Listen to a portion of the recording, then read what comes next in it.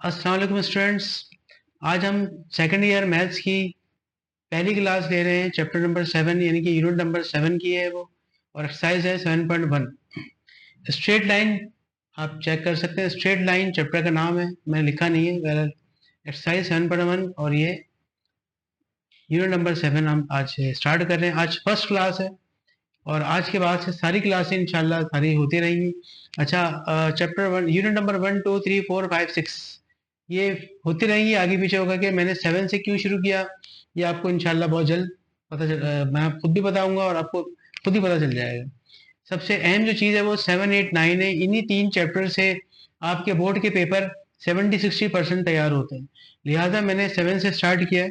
इसी वजह से बाकी इंटीग्रेशन डेरिवेटिव्स अगले क्लासेस में चलती रहेंगी, तो चैनल सब्सक्राइब कर लेंगे तो आपको हर चीज़ मिलती रहेगी। तो आइए क्वेश्चन नंबर 1 पे चलते हैं। Find the distance between pairs of points. देखिए, ग्राफ तो आपने बनाते हुए आए हैं क्लास 10 के अंदर, 9 के अंदर, सही है। ग्राफ में क्या होता है, एक वाई एक्सिस की लाइन होती है, एक एक्स एक्सिस की लाइन होती है। कुछ कोऑर्डिनेट फर्स्ट में होते हैं, कुछ सेकंड, कुछ थर्ड और कुछ फोर्थ। तो ये किसी ना किसी कोऑर्डिनेट में आ जाएगा। अगर आप ये देखेंगे, एक ए पॉइंट है, एक बी पॉइंट है, तो ये ए पॉइंट जो आपको नजर आ रहा है, वैसे ही अगर आप देखा जाए तो ये सेकंड क्वाड्रेंट, और ये जो 5-5 आप देख रहे हैं ये फोर्थ क्वाड्रेंट है। तो ये दोनों जो पॉइंट्स आपके पास आ चुके हैं, इसके अंदर आपको जो डिस्टेंस ग्राफिकली मालूम करना है वो किसका फॉर्मूला होता है, डिस्टेंस फार्मूला, जो कि आप क्लास 9 के चैप्टर नंबर 16 में पढ़ के आए हैं। डिस्टेंस फार्मूला क्या होता है, रूट के अंदर हम लिखते हैं x2 माइनस x1 का whole square plus y2 minus y1 का होल स्क्वायर, या आप इसको आगे पीछे भी कर सकते हैं, यानी कि x1 माइनस x2 भी कर सकते हैं, उसको y1 माइनस y2 भी कर सकते हैं। दोनों यूज कर सकते हैं, एक ही रिजल्ट निकलेगा। डिस्टेंस में कुछ माइनस साइन का चक्कर रूट में नहीं होता, लिहाजा आप आगे पीछे कर सकते हैं। और अगर माइनस हो भी जाता है तो स्क्वायर होने की वजह से वो प्लस हो जाता है। तो रिजल्ट आपको, अगर इसका 5 आ रहा है तो इसका भी 5 ही आ रहा होगा, -5 नहीं आएगा। एनीवे, ए पॉइंट को एज्यूम करना है x1 y1, और बी पॉइंट को जो मैं एज्यूम करना है वो x2 y2। तो ए को x1 y1 मैंने फिलहाल मान लिया है, बी को 5-5 को x2 y2। अच्छा, दूसरी बात ये कि इसको आप आगे पीछे कहीं भी लिख सकते हैं, इससे फॉर्मूले पे पुट करने से कोई लेना देना नहीं है इसका। तो आइए शुरू करते हैं। x1 x2 minus x1, x2 की वैल्यू थी 5, वो मैंने लिख दी।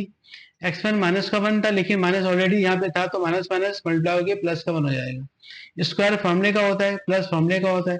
सेकंड ब्रैकेट में आ जाए तो ये रहा y2 कितना है, माइनस का 5, वो आपने एज इट इज लिखा। फिर y1 कितना है, 3 है, तो आपने यहाँ पे ये y1 की यहाँ पे आपने 3 लिखा। अच्छा, -5 -5 माइनस माइनस प्लस होता है तो -8 हो जाएगा, ये 5 माइनस 6 हो जाएगा।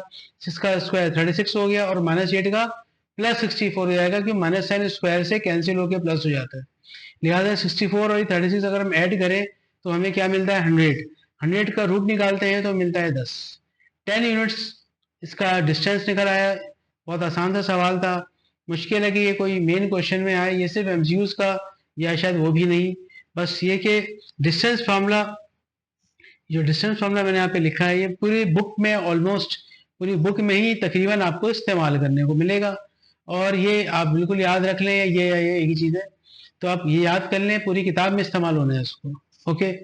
अच्छा, इसका सेकंड थर्ड फोर्थ पार्ट मैं इसलिए नहीं कर रहा हूँ कि आप खुद से करें, all to yourself similar है, तो बिल्कुल कुछ नहीं करना है, x1 y1 x2 y2 से पुट करना है। ये रहा इसका फार्मूला, ये सारे पार्ट्स इजीली आप आराम से कर सकते हैं। क्वेश्चन नंबर 2 बहुत अच्छा सवाल है। कहते हैं find the point on the y axis which is 5√2 units away from 5 2। इसका मतलब हुआ कि यहाँ पे भी एक पॉइंट मालूम करना है, कि ऐसा पॉइंट जो कि कहाँ पर है, किस पर है, y एक्सिस के ऊपर है, और जिसका ये फासला है 5√2, किस पॉइंट से फासला है, वो है 5 और 2। तो यहाँ से इतना फासला है, और वो पॉइंट जो कि आपको मालूम करना है उसको। अच्छा, सबसे पहली चीज़ यहाँ पे बताता चलूँ कि y एक्सिस के ऊपर आपने हमेशा x को 0 लेना होता है। ये बात याद रख लें आप लोग, कि y एक्सिस जब भी होगा उसके ऊपर x की वैल्यू 0 होती है, और अगर x एक्सिस होगा तो y की वैल्यू 0 होती है, जो इसके बाद वाला सवाल है। एनीवे, y एक्सिस जो है वो आपका x0 ले लिया हमने। अच्छा, पॉइंट जो कि हमें मालूम करना है वो क्या है, पॉइंट x और y। ये हमेशा पॉइंट होते हैं x और y, ये हमेशा x और y कोऑर्डिनेट लिखा जाता है पॉइंट के लिए, जिसमें x अंडरस्टूड है, आपको पता है कि 0 है, तो ये तो आपको मालूम नहीं करना है, ये आपको पहले से ही मालूम है। वाई क्वेश्चन मार्क लगाया नहीं चाहिए, ये वाई अगर पता चल जाए ये पॉइंट आपको इजीली मालूम हो जाएगा। डिस्टेंस जो है वो 5√2 है, पॉइंट अवे फ्रॉम 5 2, जो हमें पॉइंट मालूम करने को कहा जा रहा था वो इस वाले पॉइंट से इतने फासले के ऊपर है। तो हमारे पास दो पॉइंट्स आ गए, एक वो जो कि पहले से पता है और एक वो जो कि हमें मालूम अभी करना है। तो ये मालूम करना है, उसमें से एक हमने जीरो पहले ही मालूम कर लिया कि वाई एक्सिस पर भी एक्स जीरो होता है। अब सिर्फ वाई की बारी है, वाई मालूम हो जाएगा तो पॉइंट निकल आएगा। तो आइए एज्यूम करते हैं कि जीरो और वाई x1 y1 है, 5 2 x2 y2 है। इसके बाद यूजिंग डिस्टेंस फार्मूला, अच्छा डिस्टेंस फार्मूला वही होता है जो मैंने आपको यहाँ पे पहले से लिख के दिया है। अच्छा बार बार मैं अब ये नहीं लिखूंगा, ये आपकी मर्जी पर है, फिलहाल मैं यही वाला यूज कर रहा हूँ फर्स्ट वाला, तो आप हमेशा यही यूज किया करें। ये भी कर देंगे तो कोई इशू नहीं है, एक ही आंसर आएगा। एनीवे ये जो डी आपका है इसको फार्मूला बनाना और यहाँ से आपने वैल्यूज पुट करनी है, तमाम वैल्यू इसके मुताबिक जो मैंने यहाँ डेटा बनाया है इसके मुताबिक पुट हो गई है।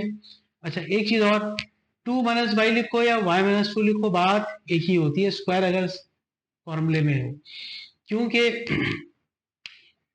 y - 2 आप करेंगे तो भी बीच की वैल्यू नेगेटिव आएगी और ये भी बीच की वैल्यू नेगेटिव आएगी, तो उसको हम ऐसे लिखा जा सकता है।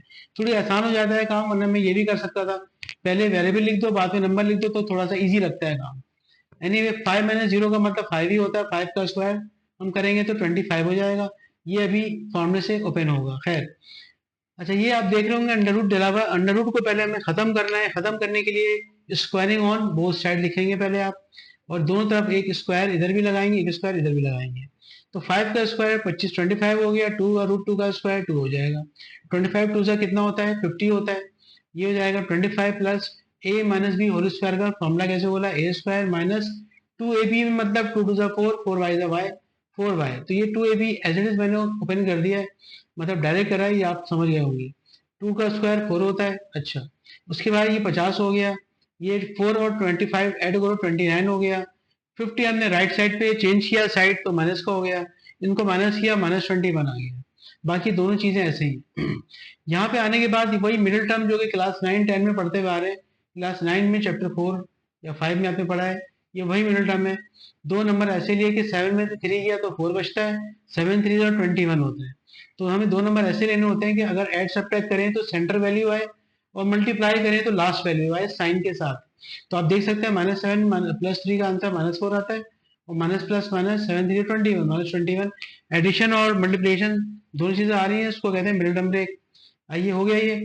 अच्छा ये तो पेयर बनाएंगे, ये पहले दो ये पेयर बनेंगे फिर ये दो पेयर बनते हैं। ये दो पेयर में से y कॉमन आ गया, y -7 अंदर रह जाएगा, यहाँ से प्लस कॉमन आएगा फिर 3 आएगा, 3 आ गया, जाहिर सी y बच जाएगा। 3 7 से 21 होता है। दोनों ब्रैकेट में सेम वैल्यू का होना बहुत जरूरी होता है। आपने देखा कि y - 7 इसमें भी है और इसमें भी है, तो ये कॉमन आ गया, बच गया y + 3। यहाँ से हमने एक y की वैल्यू 7 निकाल ली, एक y की वैल्यू -3 निकाल ली, और इस तरह से जो रिक्वायर्ड पॉइंट था वो हमारे पास क्या था x y यानी कि 0 y। अब क्योंकि y की वैल्यू एक नहीं आई, दो आ गई है, तो 0 y दो दफा पुट होगा, एक दफा 0 7 के साथ पुट आप यहाँ पे करेंगे और एक -3 के साथ y पुट करेंगे, तो 0 7 0 -3 ये आपका रिक्वायर्ड पॉइंट्स हो गए, ये आपके आंसर्स हो गए, ये आपका फिनिश हो गया। इसी तरीके से find the point on x axis, जैसे यहाँ था y एक्सिस था, इसी तरह के यहाँ पे x एक्सिस है, विच इज √41 था, यहाँ पे √5 √2 था। लिहाजा ये कुछ वैल्यूज का फर्क है, मैं चाहता आपको खुद ही देता, एक हद तक मैंने कर दिया, अब आगे देखें।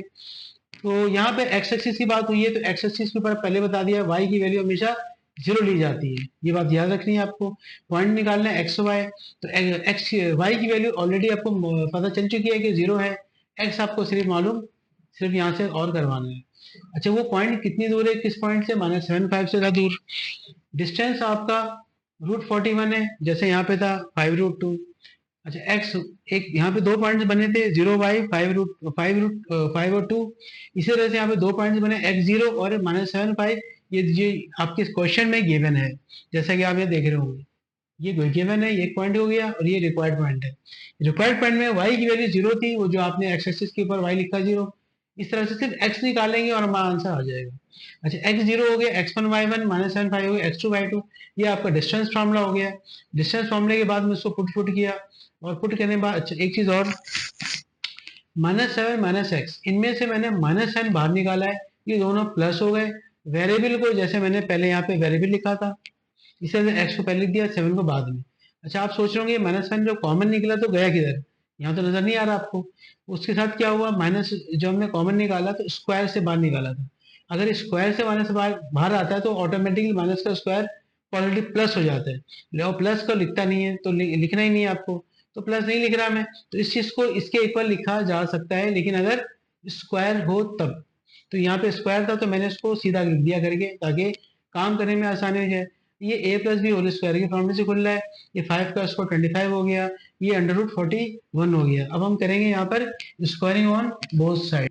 तो हमने स्क्वायरिंग ऑन बोथ साइड जब शुरू किया तो √41 पे स्क्वायर लगाया, और जो रूट का राइट वैल्यू थी उसे स्क्वायर लगा दिया। अगर आप देखेंगे x प्लस 7 का होल स्क्वायर था तो वो a square plus 2ab plus B square के फॉर्मूले से खोला गया, और 25 जो था वो ऑलरेडी पहले से लिखा था।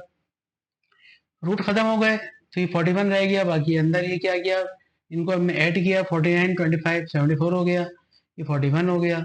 एक्स स्क्वायर प्लस 14x, और ये 74 तो था ही, 14 में यहाँ के माइनस का हो गया, 74 माइनस 41 33 हो गया। मिडिल टर्म पर आ गए।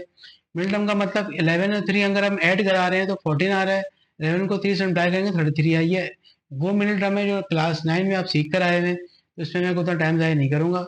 अच्छा, इसके बाद 11x स्क्वायर है, इनमें से सिर्फ x कॉमन जा रहा है, इन दो में से 3 प्लस का 3 कॉमन जा रहा है, इसमें से x कॉमन निकाले, x प्लस 11 बचा, यहाँ से x प्लस 7 बचा, दोनों x प्लस 7 हमने कॉमन बाहर निकाल लिए, तो बचा क्या, x प्लस 3।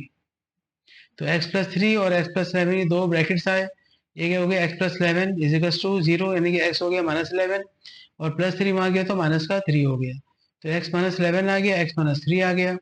उसके बाद जो हमारा रिक्वायर्ड पॉइंट्स था वो आपको बताया गया था, वो जो मैंने आपको निकाल के दिया था, वो रिक्वायर्ड पॉइंट्स क्या था, x0, तो x आपको निकालना था, तो x से आपको निकाला है -11 और -3, तो -11 0 हो गया और दूसरा वाला -3 0 हो गया। ये आपका वो पॉइंट था जो कि आपसे रिक्वायर्ड था, आपको जो मालूम करने को कहा गया था, ये वो वाला पॉइंट आ चुका है। Thank you.